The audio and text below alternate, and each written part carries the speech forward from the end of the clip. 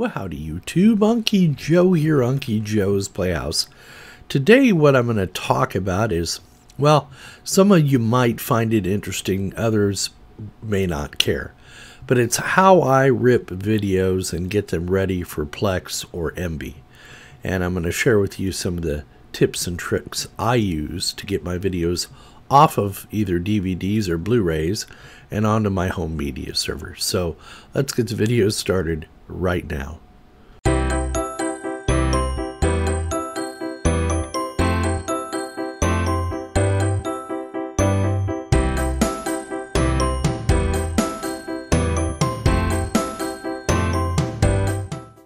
Alright, so what we're going to need for this is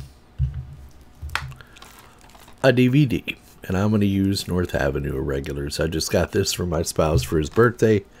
So we're going to rip a DVD, and then I'm going to show you how to rip a Blu-ray. We're going to do Breakfast at Tiffany's. You know, I've never, ever seen this movie. I'm 53 years old, and I've never seen this movie. That's about to change. So, now this is how I do my videos. You might want to do yours differently. You may not care about the space that Blu-rays take up, but I do. I just like the picture quality. That's why we tend to buy Blu-ray DVD combos, and then rip the Blu-ray and then compress it. I know it's gonna be actually a fair few steps to do this, but you know, if you've got a multi-core processor and a lot of RAM, it's not that big of a deal. But let's go over to the program we're going to use to rip these DVDs and Blu-rays. Alright, so I've got a program up and running here called Make MKV. And just do a Google search on it. I'm not going to go into a lot of details about it because, or talk about how it works, but I think if you go and check out the forums on Make MKV, you'll understand how this works. It's in beta mode. It's free once it's in beta. It's been in beta for years, but I'm talking 5 or 6 years this thing's been in beta. You're of course going to need a Blu-ray drive that can, you know, read Blu-rays. The first one I'm going to do is the DVD drive. So I've got my disc. I'm going to pop it in.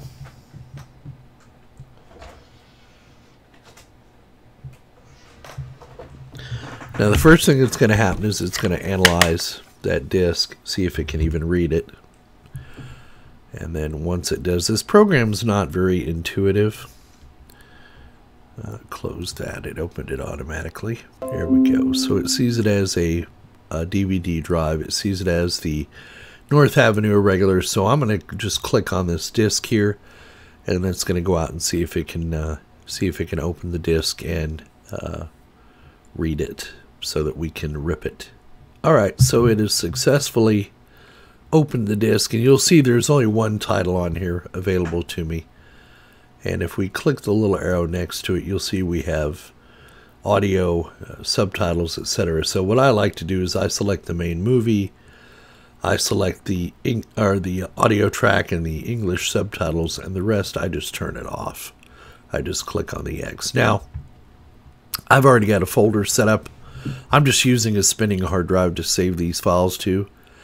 So my output folder is already created for me, eVideo, North Avenue Irregulars. And then basically you just click on this button here to make MKV. Click on that.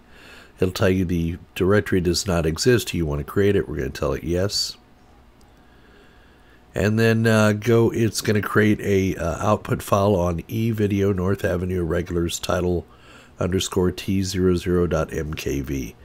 So go away for about let's see, it says it's going to take an hour to rip this. It's not. It's probably going to take just 12 minutes right here. It finally says how long it's going to take. So go find something to do, grab a cup of coffee or something, and we'll come back when the rip is done. Alright, the DVD rip is complete, so you can see it says copy complete, one title saved. I'm going to click on OK. Now the next thing I'm going to do is I'm going to pop that disc out. We're done with our DVD. Now, Blu-rays. Blu-rays can be easy or they can be hard. I'm hoping that this one is easy. If you get some of these, and keep in mind I can't go into too much detail about how to rip CDs and or DVDs and Blu-rays, because you might be circumventing certain copy protections, and I think YouTube doesn't like that. So some of this stuff you're going to have to educate yourself on. But basically, I've just stuck the Blu-ray in the drive, and it'll go out and see if it can read it. Now, it can get especially complicated when you're using Disney Blu-rays, because what they can do is they'll put multiple copies of the movie on the same disc to try and fool the ripping software. Most Blu-rays are not that convoluted and complicated, and there are ways around them to figure out which one you should rip. But go over to the Make MKV forums, and they can give you a lot of help there. So now we see Breakfast at Tiffany's. You see the protection it's using. I'm just going to click on the disc. Now, this says it's going to take a minute and two. Sometimes it can take a while to figure out how to open the files on that Blu-ray. So we're going to let this run, and we'll come back when it's time to make some selections. So you see what I'm saying. Now that you look at the screen here, you can see there's quite a few titles on here, different sizes. Normally, your largest selection here is the actual movie. So the one right here that says 31.4 gig, chances are is the main movie. So I just come up to the root here, I right-click, and I unselect all. And then I'm going to expand this here, this title. And I'm going to go ahead and select Breakfast at Tiffany's. And I'm going to select both the DTS and the Dolby Digital. Now, I don't need French, I don't need German, don't need Italian, don't need Spanish. I'm going to leave that Dolby Digital English. I'm also going to pick the PGS English subtitles. You can see there's quite a few here, though. I'm also not going to, I also deselect the forced. So anything that's not English and anything that's forced, I usually deselect. Now, what I believe what the forced subtitles mean is, if, say you're watching a movie in English and suddenly one of the characters starts speaking French or Italian or something like that, what the forced subtitles will do, I believe, is they will actually put up the English version of that phrase on the screen. So I'm just going to go ahead and leave it on there, the forced only, as well. We'll see what happens. And you see the rest I've deselected. So I've got the main video, I've got the audio, and I have the subtitles. And it's automatically created a folder, told me it's going to output this to the video Breakfast at Tiffany's folder. So I'm just going to click on Make MKV, and let's see what happens. It's telling me the directory doesn't exist. Do I want to create it? Tell it yes. And then once it gets going, we'll see how long it thinks it's going to take to rip this Blu-ray. All right, well, we'll let it run. Usually it takes, well, it depends on the size of the DVD or the Blu-ray. This one is what, 30 gig? How many gig is it? So yeah, it's going to take about 30-40 minutes to rip it. So we'll let it run, and we'll come back when something changes. So it took about 20 minutes, 21 minutes, well, actually 23 minutes to rip this Blu-ray. So now let's go see where it put these Blu-rays. All right, so I'm on the E drive, which is a 1 terabyte spinning drive on my workstation. I've got two folders, one Breakfast at Tiffany's and the other one North Avenue Irregulars. Now, if I go into these folders, you'll see that it just created a file called Title1_T00.mkv. Now, keep in mind, the MKV is a container, not the type of file. This is actually, if you right-click on it, I have a little program called Media Info. Go download it. This is actually an MPEG-2. If you see that right here, it's an MPEG-2 version 2 video. And we want to convert these to MP4, to H.264. If I come back up here to Breakfast at Tiffany's, and I right-click on that, and go to Media Info, you'll see this one's already in let's see, what format is it using? It is using AVC, one video stream AVC. So again, with that, I don't want it to be in AVC format. I want it to be in H.264 or MP4 as the container. Actually, I'll use MKV as the container. So what I need to do is, the first thing I want to do is rename this file. I don't want this long file name on here, so I'm just going to right click and choose rename. And we'll come to the end here, Breakfast at Tiffany's. And I don't need the T000, so we'll get rid of all that. Hit the enter key. And then the same way with North Avenue Irregulars, we're going to rename that.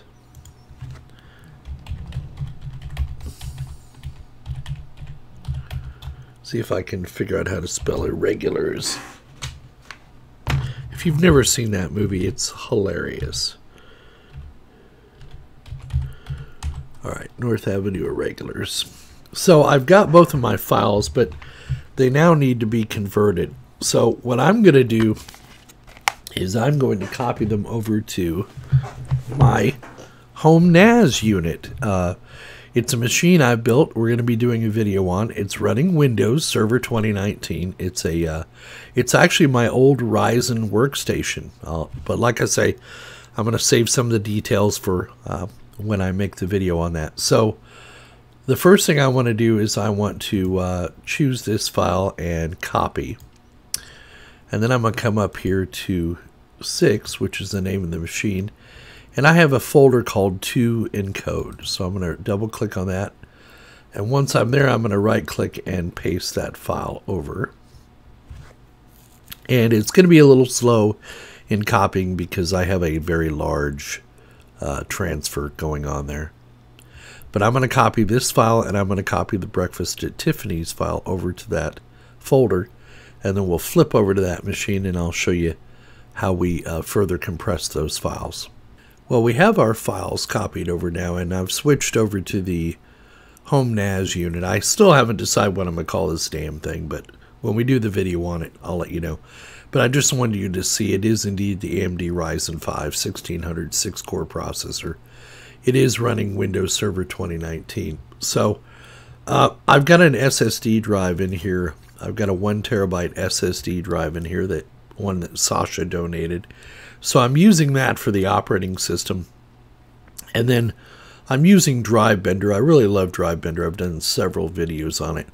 To do my drive pool, I've got two 4 terabyte and 2 3 terabyte drives in this pool. And this is where I store my videos for videos, music, photos, that kind of thing for the family. But what I've done is I've copied those two files over to I split my SSD drive into 2 partitions, a C and a D. And I'm going to go over to the D drive now, and I'm going to go over to that folder I called to encode. And you'll see now I have Breakfast at Tiffany's in here. And you'll see, look at this. This is why I am going to do what I'm going to do. North Avenue Irregulars is a 4 gig file. That's not a big deal. But Breakfast at Tiffany's is a 31 gigabyte file. Now, even though hard drive storage space is cheap now, Spinning Rust is really cheap. Even SSDs are coming down in price. I don't need... The problem is if I try to chunk this video at Plex or at MB and I try to play it on my Roku, it's going to transcode. So I can take the transcoding need away from my Plex or MB server by going ahead and running these videos through Handbrake. And it'll also shrink the file size. So what I've done is I've created a profile under Handbrake. Let me bring that up. And I've done one for the Roku with the settings that I like. And again, I'm not going to go into detail about how to set up Handbrake. There are videos out there that tell you how to do it, and everybody's needs are a little bit different, but suffice it to say I've got a preset set up that I like to use. But for now, I'm going to open a single video file, and I'm going to go over to that D drive to encode, and we'll just open Breakfast at Tiffany's, and you'll see it evaluates it, etc. Now, what I'm going to do is I've got a preset already set here, so I'm going to go here to Custom, and I've got one for the Roku, And what I'm going to do is I've already opened the file. So I'm just going to add this to the queue. You have an option right here, add it to the queue. And you'll see the queue increments by 1. And then I'm going to go open the next one, the North Avenue Irregulars. I'm going to open it. And I'm going to add that to the queue as well. So if I come up here to my queue now, you'll see I have 2 videos in here pending. Let me move some stuff around here so you can get a better idea. Excuse me, sorry, queue. So I've got 2 videos in there, Breakfast at Tiffany's and then North Avenue Irregulars. So all I'm going to do, and you notice I also have a Radeon RX 560 video card in here. That comes in handy when running through Plex or Emby, but it's a different story for a different day. What I'm going to do over here is just basically start the queue. And so what it's going to do is it's going to go out first, it's going to scan the subtitles, get those ready to go. And then what it's going to do is it's going to actually start compressing the video. And I've got it to where my videos are stored in H.264, as you can see right here. But it saves them as an MKV file. And that MKV file, that's only the container. Now right now, because it's only processing subtitles, it's not a lot of, it doesn't put a lot of load on my processors. But you'll see here, once it gets through the subtitle, it will start hitting that CPU pretty good. Alright, so you'll see it's actually started crunching the video now and converting it to H.264. You can see our CPU usage is right at 100%. It's even using our video card a little bit, putting all 12 logical processors at 100%. And you can see for a Blu-ray, it's going to take about, depending on the size of the Blu-ray, it's going to take about an hour, hour and a half to compress that video. So we'll let this run. It's going to do both of these videos in a queue. We'll just let them run, and we'll go have some lunch or whatever, and we'll come back when it changes, when it's done. All right, so here we are, about an hour and a half, 2 hours later, tops. I think the high def video took the longest, about an hour and 20 minutes to encode, and it shrunk it down from 30 gigabytes down to 7.8, and the DVD, it shrunk it from 4 down to about 1.5. So a good, serious, significant decrease in the space that's required. So now what I want to do is copy these 2 files over to the proper directory so that they get picked up by Plex and Emby. So I'm just going to right click on Breakfast at Tiffany's, and I'm going to copy, and I'm going to go over to my drive pool here, to my video, and we'll put that under drama and paste it. Let that copy over. Then we'll do the same thing with North Avenue Irregulars. And then we'll see if Plex finds them. Hopefully it will.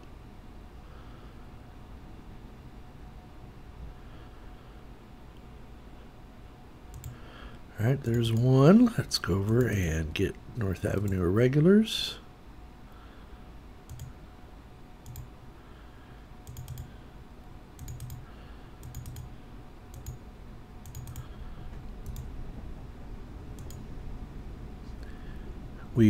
I've been waiting all day. Now I'm also going to rename this. I don't want that number 1 after the end of it. So there we go. Let's go back to drama. We just had a cold front come through. They're calling actually for snow.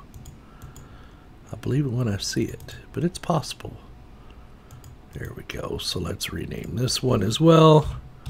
Breakfast at Tiffany's. Boom. All right, now let's go over to Plex and see if Plex can see him.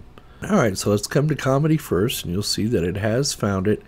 Now I've got Plex set up to scan automatically when it detects a change in the folder content. So let's see if we can find it here. MNOP. There it is, North Avenue Irregulars. So that one is there. Now let's go to drama and let's see if we got Breakfast at Tiffany's in there. See the Breakfast Club, but I don't see Breakfast at Tiffany's. And yeah, it should have found it. Yeah, I wonder why. Well, We can scan manually. Let's go ahead. Oh, there it is right there. If it was a snake, it would have bitten me. So there we go. It's scanned into Plex now, and it appears it's working. You see it's 1080p H.264. We do have subtitles available if we want them. Let's go to comedy, and I don't remember if the North Avenue Irregulars had subtitles or not, but we're about to find out. Just got to find the cover again. There it is. And let's see if it has some. Yep, it has English subtitles available. So there you go. So there you go, YouTube. Now that's the method I use. Now, the method I used to use was I would rip the DVD into its MPEG-2 format, copy it onto my Plex media server, and leave it alone. Same thing with Blu-rays. I would rip the Blu-ray into an MKV container, but leave it at its full size. The problem I was having is I had to decide whether I wanted my server to do the transcoding or whether I wanted to do the transcoding ahead of time. In other words, convert the video to a format that Plex and MB could then put out to my Rokus in direct stream mode or direct play mode, which is much more efficient than having to re-encode the video as you go on the fly. It can be done, but you really need a powerful machine with a good video card to do that. And, you know, I had to make that decision whether I wanted to spend the money on the server or spend the time encoding the videos. And I have made a commitment now to re-encode all of my videos to H.264. I did consider H.265. I just am not ready for H.265. And frankly, by the time I get all my videos re-encoded from MPEG-2 and Blu-ray and all the other AVC formats into H.264, I'll be dead. So it really doesn't matter that much. Now, another thing that brings into the fold, though, is that I've never been worried about if I lose my video connection, because all the DVDs and Blu-rays that I rip, I own. I don't bootleg copies of videos or movies or anything. So I have the original in DVD or Blu-ray. So it's trivial to re-rip a DVD or a Blu-ray. But this new method I'm using, going through Handbrake and re-encoding the videos into H.264, means that I'm spending about an hour per Blu-ray video to a half an hour per DVD video. So I don't want to have to do that again. But the other benefit is it can take a 30 gig Blu-ray and shrink it down to 4 or 5 gig. So it's kind of a win-win. I take up less space and the backups aren't as big. But it is important, if you're going to do that and convert all those videos, that now it's important that these videos get backed up. So once I get all the videos reconverted to H.264 format, then I'm going to go into DriveBender and I'm going to enable duplication on my videos folder so that I have 2 copies of those videos everywhere. So one thing I need to keep in mind, though, is now that I've converted all these videos to H.264, I should probably keep a backup copy of them somewhere so that I don't have to compress them again. It's a time-consuming process. But, you know, I got to thinking the other day, I got all this CPU power around here. I was being foolish not to go ahead and compress or run these videos through Handbrake. The big thing that kept me from running them through Handbrake was the fact that I had trouble figuring out how to get the subtitles on there, because as I get older, my ears aren't working as well, and I need to be able to have subtitles in order to understand some of the dialogue on some of these movies. So there you go. Now, this is by no means am I the authority on getting videos encoded for or compressed for Plex and MB, but it's a solution that works well for me. So keep that in mind. Your mileage might vary, and everybody's got their own little tweaks they make to Handbrake to encode video. But most of my devices that play video in the house are Rokus, and at most I would ever have 2 simultaneous streams going at one time. So you're probably saying to yourself, well, it's trivial, you know, just build a powerful enough machine. Yeah, but I'd rather not transcode the videos if I don't have to. Now, sometimes the video gets transcoded anyway, depending on the subtitle format, so keep that in mind as well. But I just find it works a little bit better if you compress the videos on the front end than try to get MB or Plex to transcode them on the fly. It's a win-win for me. So there you go, YouTube. We hope you have found the video entertaining and informative. As always, please give us a thumbs up down below if you like the video. Leave your comments in the comments section. Remember, we are not a technical support channel, so if you're going to ask questions, please, technical questions, send them to unclejoesplayhouse@gmail.com. I will do my best to answer them, but Google is also your friend, so do a Google search. I'm sorry, but I just don't have the time to be your technical support for them. And it's certainly not in the comments section is where to ask for technical support. So keep that in mind. Donate if you're so inclined. We take PayPal and Patreon. And please don't forget to come back and see us.